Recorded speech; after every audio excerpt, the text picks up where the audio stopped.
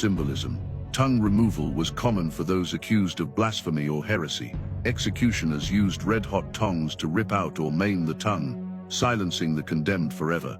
Others had tongues pierced with spikes or locked in clamps, forcing them to bleed and choke if they tried to speak. In Protestant and Catholic territories alike, the message was the same: words could be more dangerous than weapons, and the mouth that uttered them could be destroyed. And we can't leave out the infamous thumbscrews. A small device, but devilishly effective.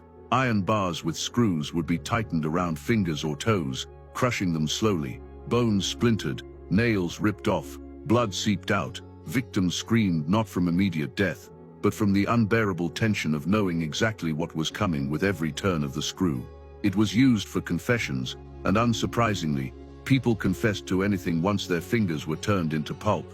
In an age without forensic science, the thumbscrew was evidence enough. What makes all this even darker is how normalized it all was. These weren't hidden in dungeons or whispered about in secret. They were staged in public squares, marketplaces, and churchyards. Children were brought along. Merchants sold food nearby. Entire towns gathered to watch their fellow humans reduced to screaming bodies. For the authorities, it wasn't about sadism for its own sake. It was about order. Punishment had to be visible, unforgettable, and terrifying. Pain was currency, and the more brutally it was spent, the longer its memory lingered.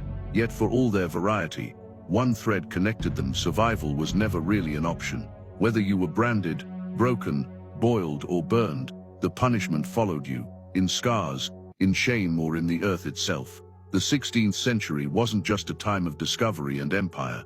It was an age when cruelty was codified, and justice carried an iron edge. If you thought spikes, fire, and rats were bad, brace yourself.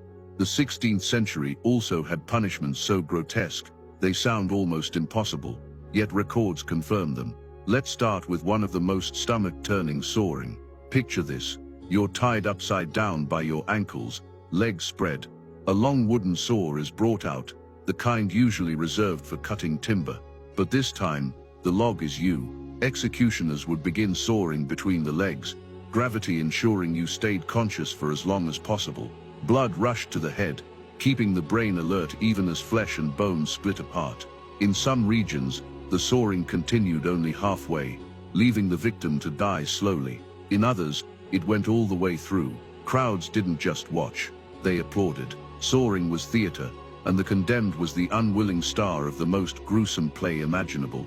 And if that doesn't make your skin crawl, let's move to the wooden horse, also known as the chevalet. At first glance, it looked like a harmless wooden